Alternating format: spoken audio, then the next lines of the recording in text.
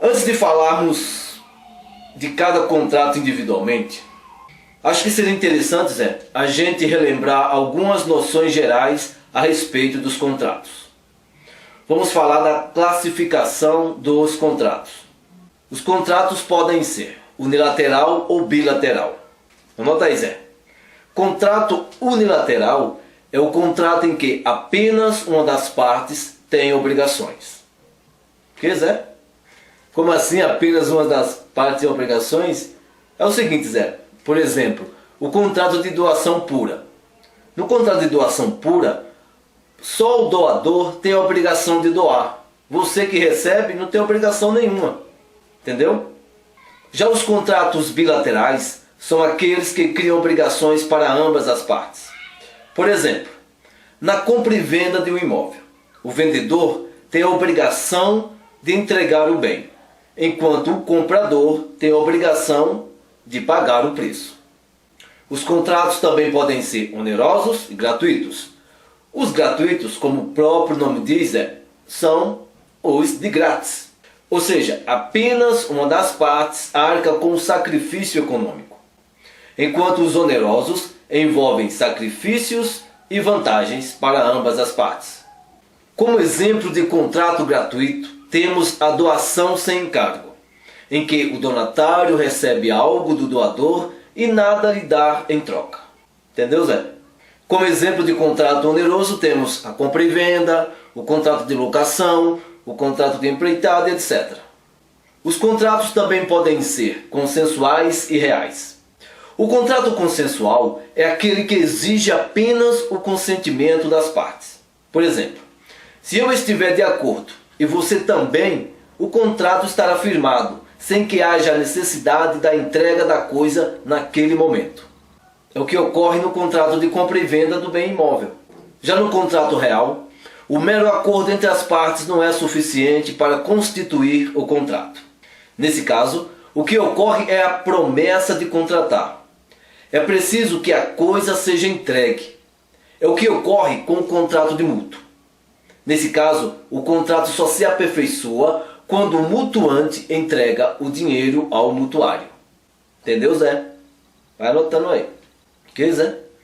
Você já acabou? Acabou de começar, Zé. Calma, aí tem a introdução ainda da coisa. Ó, existe ainda, Zé, os contratos solenes e não solenes. O contrato solene é aquele que a lei determina forma para a validade do ato. É o que ocorre no contrato de compra e venda de imóvel superior a 30 salários mínimos. Nesse caso, a lei exige que tal contrato seja feito por escritura pública. Né? Não. Fica quieto aí, vai anotando aí, vai. Senão você atrapalha. É chato o comecinho é chato, mas depois você vai ver que esses conceitos vai ajudar a gente pra caramba. Porque Zé, falei errado, falei esses conceitos vai. Ah, tá. Então, gente, o Zé falou que não é esses conceitos vai. Esses conceitos vão nos ajudar pra caramba. Já os contratos não solenes são aqueles em que não há forma prescrita em lei. Geralmente, os contratos são não solenes. Anotou, Zé?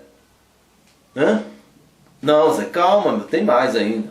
Os contratos também podem ser nominados e inominados. Aí o Zé chega e pensa, pô, esses são fáceis. O nominado é o que tem nome. E o inominado é o que não tem nome. Certo, Zé? Zé, se você pensou numa desgraça dessa, é melhor você ir fazer culinária. Os contratos nominados são os contratos previstos e regulados por lei. Já os inominados, também chamados de atípicos. O que, Zé? Parece nome de filme? Os Inominados? Então, Zé, os inominados, também chamados de atípicos, são aqueles contratos não previstos em lei, mas que são permitidos desde que sejam lícitos. Por exemplo, o leasing. Acho que é assim que fala, leasing. Não é assim, Zé? Leasing. Ah, sei lá. Você entendeu. O leasing. Leasing é leasing que fala. Escreve leasing. Não sei falar inglês, é. Por exemplo, o leasing é um exemplo... Leasing. Para, Zé, caralho. O leasing é um exemplo de contrato inominado, porque a lei não prevê essa forma de contrato. Fica quieto aí, Zé, senão a gente não termina isso antes do jogo, porra. Vamos lá. Os contratos podem ser principais e acessórios. Ó, isso é moleza, né, Zé? Principais é o principal e acessórios e acessórios são os acessórios. Em palavras mais bonitas é o seguinte: principal é o contrato que independe de outro para existir. Por exemplo, o contrato de locação. Já o acessório é o contrato que existe em função de outro contrato. Por exemplo, a fiança no caso do contrato de locação. O contrato de fiança só existe se o contrato de locação existir, é claro. Mas o contrato de locação não depende da fiança para existir. Entendeu, Zé? É isso aí. Tu tá doidinho para assistir o jogo, né, Zé? Calma, dá tempo, pô. Não? Quer ir pro Face? Pior ainda, Zé. Zé, vamos estudar, vai. Para de palhaçada, pô. Os contratos ainda podem ser de execução instantânea e de execução diferida no futuro e de execução sucessiva. Lascou, Zé? Os contratos de execução diferida são aqueles em que sua execução ocorre em momento posterior à sua celebração. São os contratos que estabelecem prazo único. Por exemplo, a compra e venda a prazo ou a compra de um bem para ser entregue em data posterior. Já os contratos de execução instantânea são aqueles em que as partes cumprem suas obrigações no momento da celebração do contrato. Por exemplo, você paga o preço da coisa para o Zé e o Zé te entrega a coisa. É a compra e venda natural. Você vai no McDonald's, aí você pede um X rapadura. Você pede um X rapadura, você paga e recebe a coisa. Isso é o contrato de execução instantânea. Ocorre no momento da celebração do contrato. Nunca viu X rapadura, Zé? Você viu o quê? X jabá? Eu nem sei falar isso, né? X jabá. Ainda tem o contrato de execução sucessiva, Zé. Nesse caso, o contrato é executado e cumprido em etapas periódicas. É o que acontece com o contrato de locação. Ainda para lascar, Zé, você tem que saber que o contrato pode ser definitivo ou preliminar. Não, Zé, não é isso aí, não é essa preliminar que você está pensando aí não, pô. Ô Zé, meu, foca na... Olha. Ixi, não vai dar para terminar isso hoje, hein? Tá vendo? Fica enrolando aí, cara. Os contratos ainda podem ser paritários e de adesão. O contrato paritário é aquele em que as partes discutem os termos do negócio. Já os contratos de adesão, as regras já foram previamente estipuladas por uma das partes, cabendo ao Zé aceitá-la ou rejeitá-las em sua totalidade. Como exemplo de contratos de adesão, temos os contratos utilizados pelos serviços públicos, como fornecedoras de água, concessionárias de serviço de telefonia, etc, etc. Zé, só para você ficar feliz e ir para o Face e assistir seu jogo, vou falar da última classificação dos contratos, que são os contratos pessoais e impessoais. Os contratos pessoais são os chamados contratos personalíssimos, ou, anota aí essa palavrinha, Zé. Se tu falar essa palavra lá em Barra de Guabiraba, a mulherada se apaixona por você. Anota aí, ó. Intuito persona. Intuito persona. Entendeu? Anota aí, ó. Intuito persona. Ou seja, a parte que for cumprir a obrigação não poderá ser substituída. É o que ocorre quando se contrata um artista famoso. Imagine que o Zé contrate o U2, tu é nojento, hein, Zé? Para um show no dia do aniversário dele. Aí no dia da festa, o empresário liga dizendo que o U2 não poderá comparecer, mas que ele irá mandar o Amado Batista no lugar. Isso não pode, né, Zé?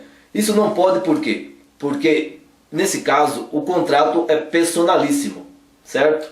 Já os contratos impessoais são aqueles que podem ser cumpridos por qualquer pessoa.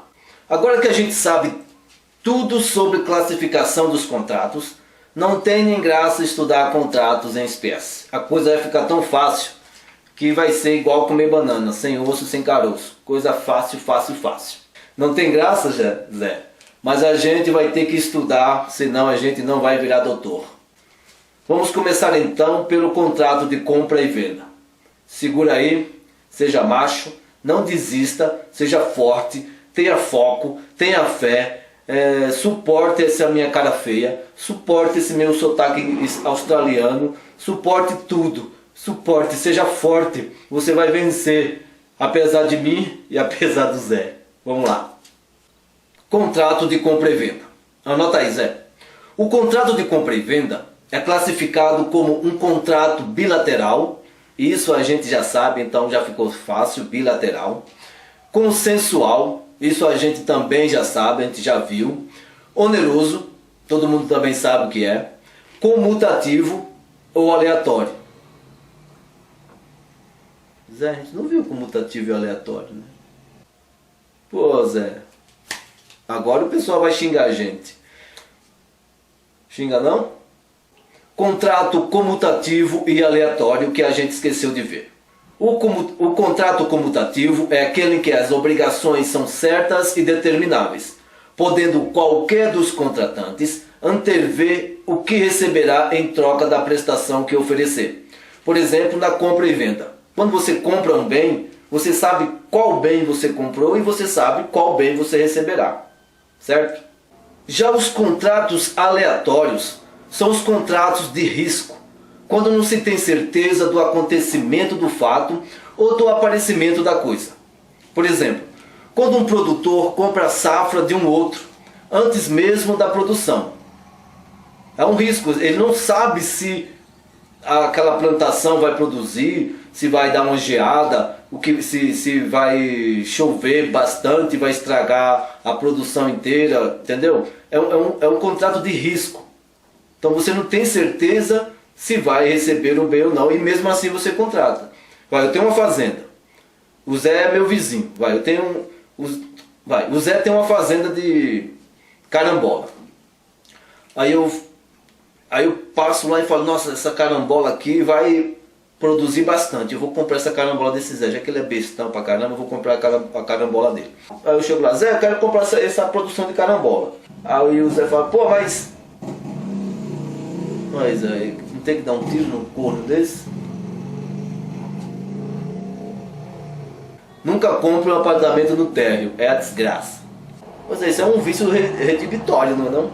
Então, suponhamos que o Zé tem uma plantação de carambola e eu, prevendo que a produção vai ser boa, eu chego e compro. Zé, quero comprar a sua produção de carambola. A gente faz o contrato, tal. Se acontecer algum imprevisto, se não vier a produzir, problema meu. Foi um risco que eu corri. Então, o contrato aleatório é isso. É um contrato que você faz baseado na incerteza. Certo? Zé, você sabe de onde vem a palavra aleatório? Vou te contar uma história que nunca mais você vai esquecer. Contam as más línguas que aleatório vem de alea, que significa risco. Dizem que quem primeiro usou esse termo foi o falecido Júlio César, quando se deparou em determinado momento com o exército inimigo e ao invés dele falar fudeu, ele disse alea jecta est, ou seja, a sorte está lançada, corre cambada. É isso aí, Zé. Agora estamos preparados para estudar contrato de compra e venda. Vamos lá, Zé, vamos começar desde o comecinho, vai. Contrato de compra e venda. O contrato de compra e venda é um contrato bilateral, consensual, oneroso, comutativo ou aleatório e de modo geral não solene. O contrato de compra e venda serve como título de aquisição da coisa comprada. Para o Código Civil, a coisa só é comprada mediante o pagamento do preço em dinheiro e a transferência da propriedade do bem para o comprador. Zé, lembra quando o professor de Direito Civil falava a translatividade dominial se aperfeiçoa somente pela tradição, se o bem for móvel, ou pelo registro imobiliário, se o bem for imóvel. Aí você falava assim, que diabo esse desgraçado falou? O que ele queria dizer, mas tinha vergonha para não parecer muito fácil, era que se você compra um bem imóvel, ele será seu assim que o vendedor entregá-lo a você. E caso você compre um bem imóvel, você terá que registrar em cartório para que esse bem passe a ser seu, para que a propriedade passe para o seu nome.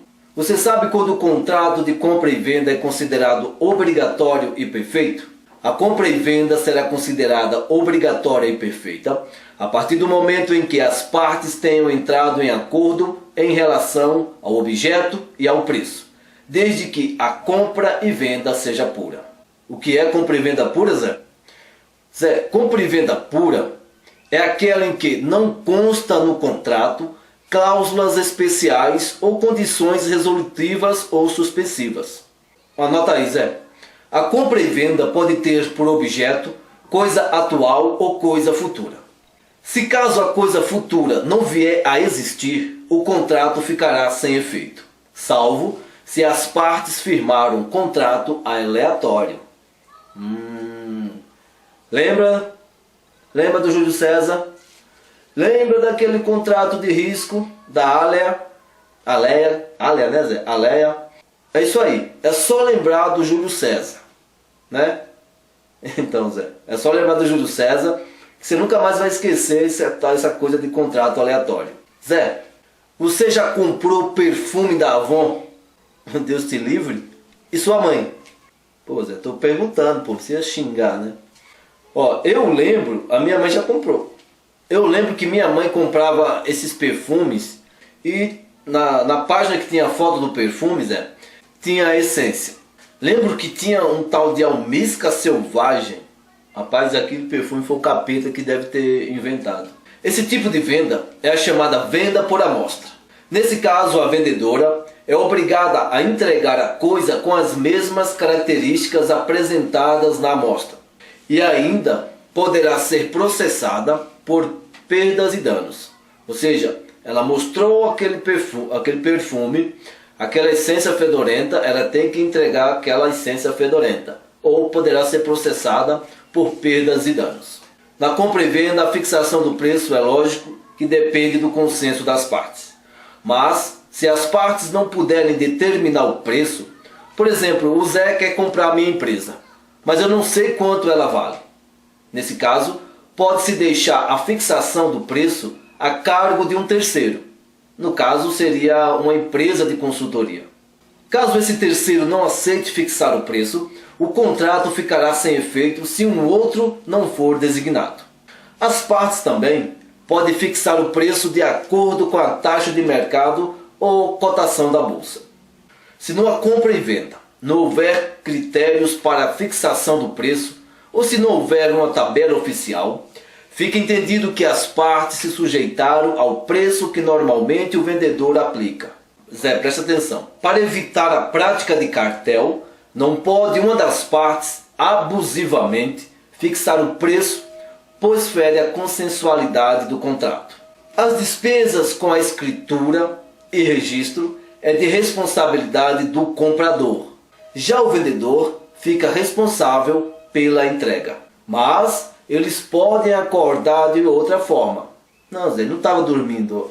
Acordar é entrar em acordo. Tem nada a ver com dormir. Acordar é entrar em acordo. Acordar. Se eu entro em acordo com você, eu acordei com você. Não, Zé, que sai pra lá o quê? Estou falando que nós dois firmamos um contrato. Zé, deixa eu fazer um desabafo. Na minha humilde opinião, existem alguns artigos criados só para encher linguiça ou só para ferrar a gente no dia da prova. Vejamos o que diz o artigo 491, Zé. Vê aí. Não sendo a venda a crédito, o vendedor não é obrigado a entregar a coisa antes de receber o preço. Para quem não entendeu, o artigo quer dizer o seguinte: se o Zé compra um bem, o vendedor desse bem só é obrigado a entregá-lo ao Zé depois que o Zé pagar o valor correspondente. Mas se o Zé comprou o bem a prazo, aí é diferente. Zé, se você compra um bem, tudo que ocorrer com ele antes da entrega será de responsabilidade do vendedor, mas também será de responsabilidade sua caso por algum motivo você venha a perder o dinheiro do pagamento. No entanto, se o bem estiver à disposição do comprador para qualquer finalidade, como por exemplo para ele contar, marcar, pesar, etc., nesses casos o responsável por qualquer dano ao bem é do comprador. Também o comprador é responsável pelos riscos das coisas. Se estas estando postas à sua disposição, ele fica enrolando e demorando para recebê-las. Ou seja, eu vendo um carro para o Zé e a gente combina dele e retirar esse carro no sábado. Chega o sábado e o Zé não aparece. Se no domingo o carro for roubado, perdeu o Playboy. Eu não tenho mais culpa. A culpa é sua que não foi retirar o carro no sábado. Você vai pagar pela demora. Se não houver uma estipulação expressa de onde a coisa vendida deverá ser entregue, a entrega deverá ser no lugar onde se encontrava a coisa quando foi feita a compra e venda. Zé, de acordo com o artigo 494, se você comprar um bem para ser entregue na sua casa e você mudar de ideia e pedir para que seja entregue na casa da mãe Joana, todos os riscos que o bem correr é por sua conta, salvo se o vendedor não seguir as suas orientações. Zé, se você compra um bem e combina com o vendedor de pagar em determinado prazo, e antes de chegar a essa data o vendedor descobre que você não vai ter dinheiro para pagá-lo, ele poderá segurar o bem até você garantir que vai pagá-lo na data combinada. Zé, quantos filhos você tem? 12? Ave Maria, Zé, tu não tem televisão não, filho? Isso não é um homem, é um bode desesperado no sertão nordestino. E tu é rico, Zé? Um lascado? Mas vamos imaginar, Zé, que mesmo lascado você juntou uma grana aí e comprou um carro, certo? Agora imagine que um dos seus filhos fala: pô pai, gostei do seu carro, hein mano? Vende ele pra mim.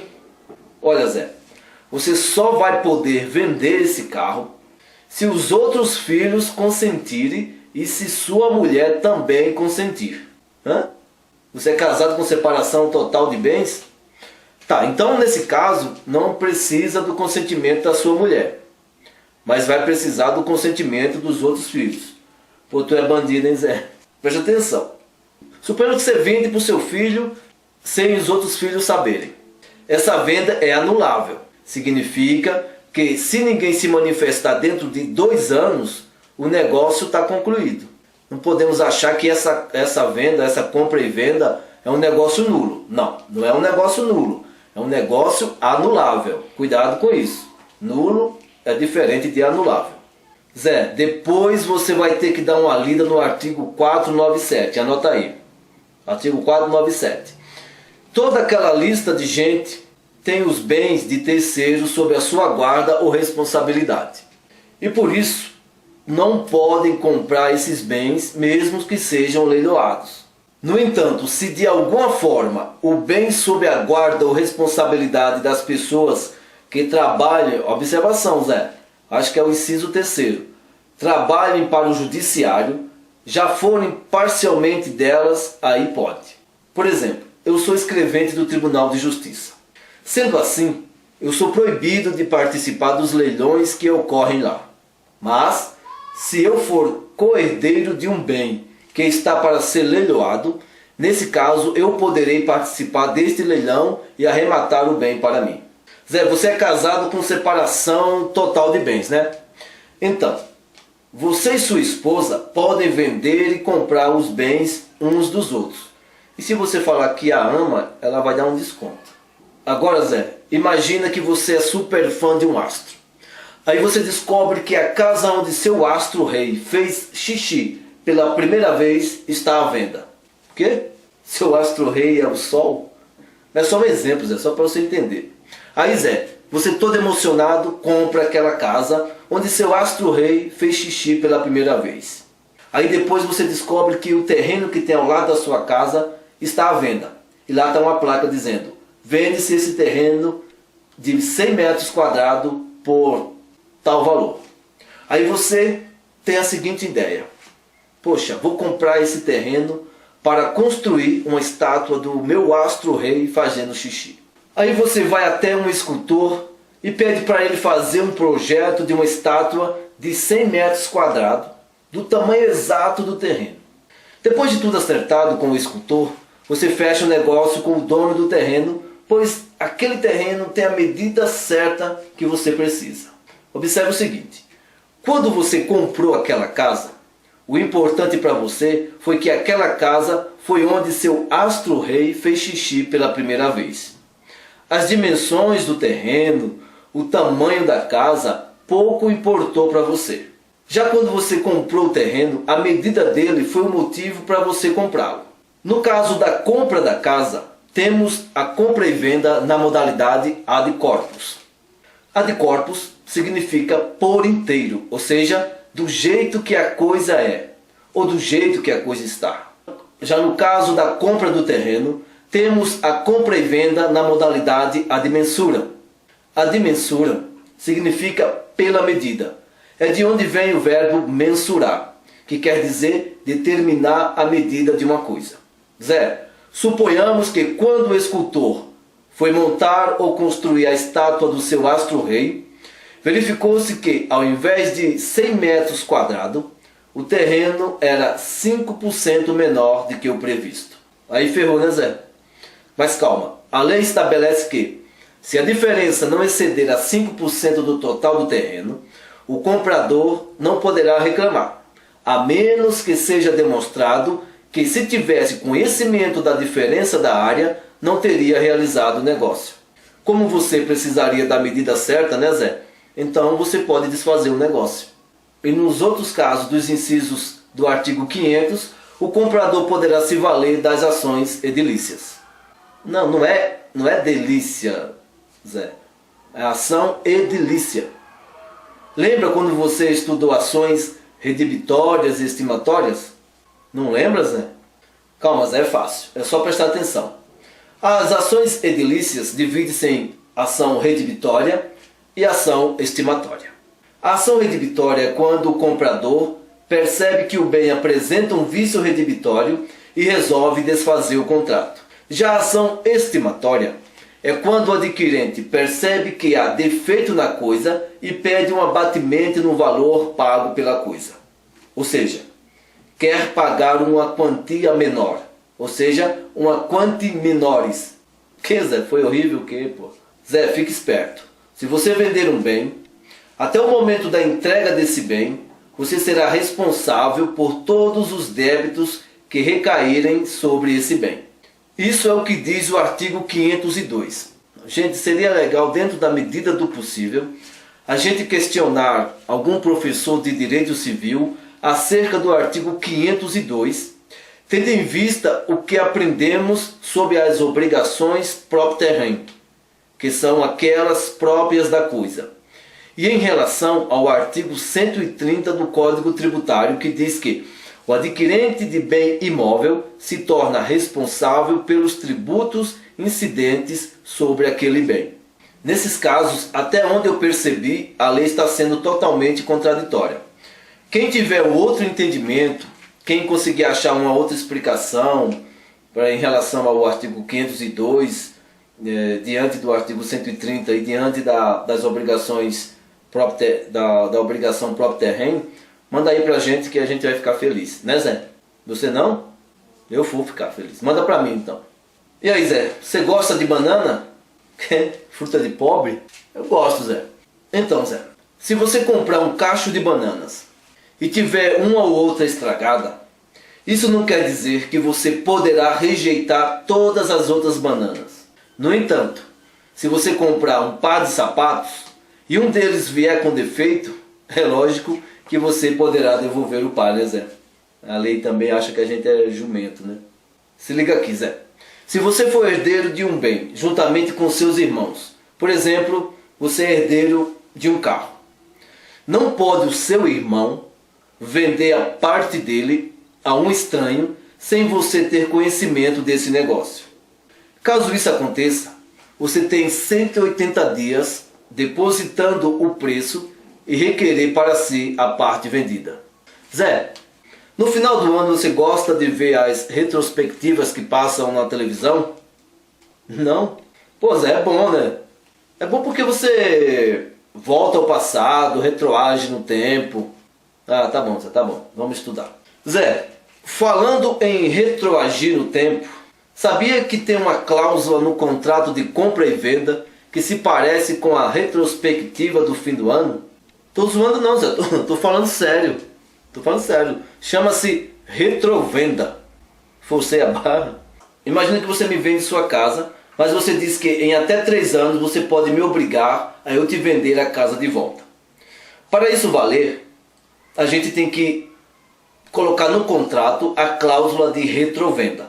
Se o comprador pode vender para outra pessoa, ó Zé, dentro do prazo de 3 anos, o comprador até pode vender a um terceiro. Mas essa cláusula também vai atingir esse terceiro, entendeu? Não entendeu? Deixa eu te explicar de novo. É assim, Zé. Você me vendeu a casa com a cláusula de retrovenda. Então você pode exigir que eu revenda essa casa para você dentro do prazo de 3 anos, certo? Depois de 3 anos, você não pode exigir mais nada. O prazo é 3 anos. Põe isso na cabeça. 3 anos. Põe assim, retro 3. 3 anos. Suponhamos que depois de 2 anos que eu comprei a sua casa, eu vendo-a para outra pessoa. Observe que seu direito de exigir ainda está vigorando. Não expirou, não se passaram-se mais de que... Não se passaram-se foi foda. Não se passou...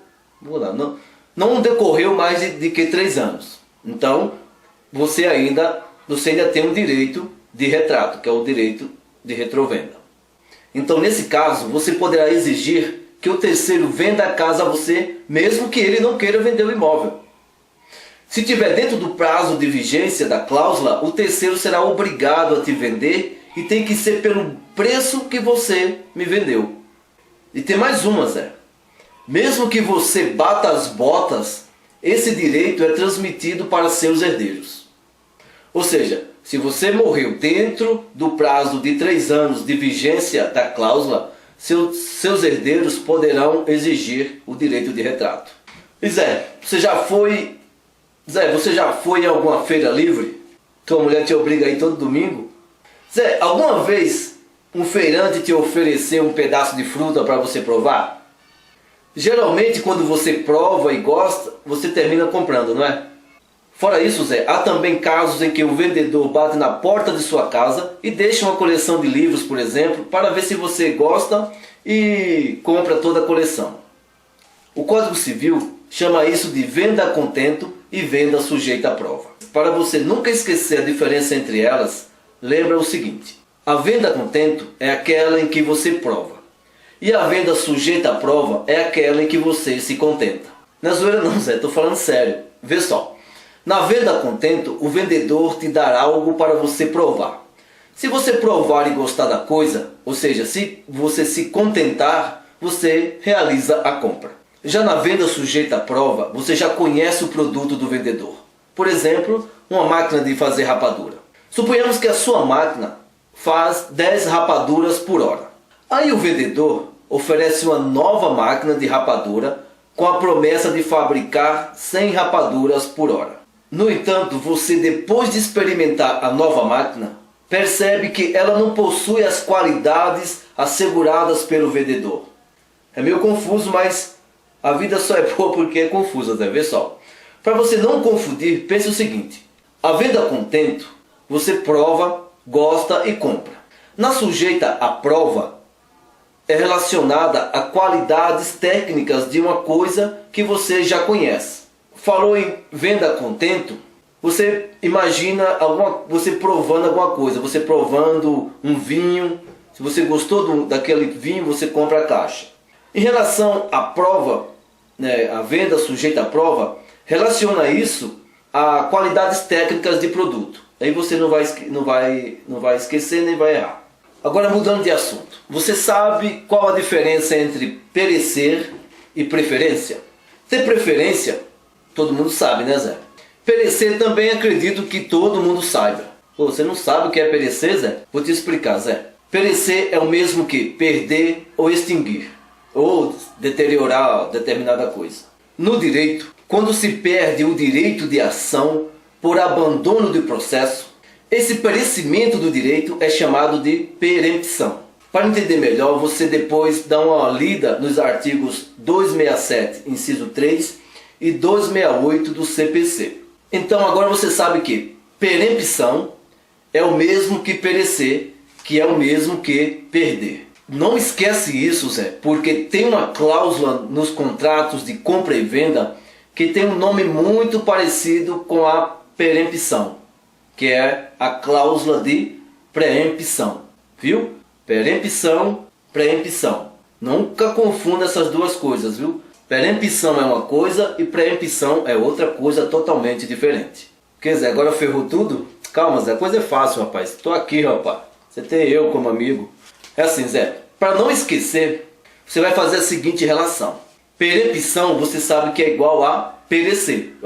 Perempção, perecer, perempção, perecer, perempção, perecer, perempção, perecer. Parei, Zé, parei. E preempção. Então, Zé, a cláusula de preempção é uma cláusula de preferência, certo? Cláusula de preferência é aquela que obriga o comprador, caso ele deseje vender o bem no prazo de 2 anos, a oferecer esse bem primeiramente ao vendedor de quem ele comprou o bem. Viu como é fácil? Você me vendeu o bem com a cláusula de preferência. Por enquanto vamos esquecer a palavra preempção. Com a cláusula de preferência. Isso significa o seguinte: se dentro de 2 anos você resolver vender o seu imóvel ou o seu bem, nesse caso, tem uma observação, a cláusula de preferência tanto vale para imóvel como para móvel, né?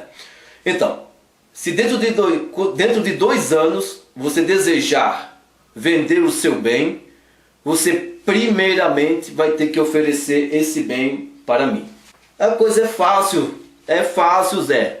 Pessoal, cláusula de preferência ou cláusula de preempção é aquela que obriga o comprador, caso ele deseje vender o bem no prazo de 2 anos, a oferecer esse bem primeiramente ao vendedor, de quem ele comprou o bem. Observação, Zé, esse prazo de 2 anos é quando o bem for imóvel. Se o bem for móvel, o prazo será de 180 dias. Anote isso aí. Zé, cuidado para não confundir a retrovenda com a preempção. Na retrovenda, o prazo é de 3 anos, enquanto na preempção, o prazo é de 2 anos para bens imóveis e de 180 dias para bens móveis. A retrovenda só vale para bens imóveis, enquanto a preempção aplica-se tanto para bens móveis quanto para imóveis. Na retrovenda, aquele que vendeu o bem pode exigir que quem o comprou revenda para ele, mesmo que esse comprador não queira revender o bem. Já a cláusula de preempção ou preferência só é válida se o comprador desejar vender o bem. Nesse caso, ele terá que dar preferência a quem vendeu o bem a ele. Outra diferença entre a retrovenda e a preempção é que a retrovenda atinge terceiros adquirentes e é repassada para os herdeiros, enquanto a preempção é válida somente para a pessoa do vendedor. Uma outra diferença é em relação ao preço. Na retrovenda, o vendedor que desejar comprar de volta o bem que ele vendeu tem o direito de pagar o mesmo valor pelo qual vendeu o bem, acrescido das despesas que o comprador teve, é lógico. Já na preempção, o valor do bem é estabelecido pelo comprador. O vendedor terá apenas a preferência na compra. Zé, você viu que os prazos para exercer o direito de preempção é de 2 anos para imóveis e de 180 dias para bens móveis, certo? Para exercer o direito de preferência, o vendedor deverá ser notificado judicial ou extrajudicialmente. Depois de notificado, ele deverá se manifestar, no caso de bens imóveis, dentro de 60 dias, e em caso de bens móveis, dentro de 3 dias, ou perderá o direito de preferência. Zé, lembra que a gente viu que se na retrovenda o comprador alienar o bem para terceiro, a cláusula de retrovenda incidirá sobre esse terceiro? Na preempção é diferente. Se o comprador aliena o bem a terceiro, sem ter dado preferência ao vendedor, o vendedor, poderá reclamar perdas e danos. Se, no entanto, o terceiro sabia da cláusula de preempção sobre o bem e, mesmo assim, fez negócio com o comprador, agindo de má fé, nesse caso, o adquirente responderá por perdas e danos solidariamente com o comprador. Zé, você sabe a diferença entre responsabilidade solidária e responsabilidade subsidiária, certo? Mais ou menos. Nesse caso de solidariedade, o vendedor poderá cobrar as perdas e danos ou do comprador ou do terceiro alienante. Se fosse caso de solidariedade subsidiária, primeiro ele tentaria cobrar do comprador e, se por algum motivo não fosse possível, então ele acionaria o terceiro alienante. Entendeu? A preferência na compra também cabe nos casos de desapropriação por necessidade do interesse público, caso o bem desapropriado não seja utilizado ou não tenha a finalidade que se pretendia ter. Zé, você já ouviu falar em casos de busca e apreensão? Você sabe por que uma financiadora pode pedir a busca e apreensão de um bem? Não? É o seguinte, Zé, porque quando você comprou aquele bem, a financiadora te vendeu com a cláusula de reserva de domínio. Ou seja, ela reservou a propriedade do bem para ela até que o preço seja pago na integralidade. Zé, rapaz, não aguento mais esse assunto, Zé. Assunto de compra e venda. Ainda falta a gente falar de venda sobre documentos, troca e permuta. Passar tarefa de casa pro pessoal. Boa ideia, Zé. Pessoal, ó, gostei. Aí o Zé me deu uma ideia muito genial. Se a gente tá cansado, a gente não aguenta mais. Eu tô esgotado, sei lá. O Brasil tá jogando, o Zé tá doido para assistir, não sai gol. Vocês leiam os artigos 529 até o 533. Decorem, façam o que vocês quiserem, pesquisem, porque a gente não aguenta mais, né, Zé? A coisa tá feia. Vamos embora, Zé? Vamos deixar o pessoal estudar? Então, gente, ó, não esqueçam. Leiam os artigos 529 até o 533. Zé, dá tchau pro pessoal. Quem dá tchau no final são os Teletubbies? Tchau, pessoal. Pô, Zé, tu é mal educado, né, bicho? Não, Zé, o pessoal é gente boa. Tem uns caras aí que falam umas besteiras, mas... fazer o que, né, Zé? Não, pô, tu é doido? Não pode xingar não. Lá no tribunal pega um monte de processo de pessoal xingando na internet. Vai nessa.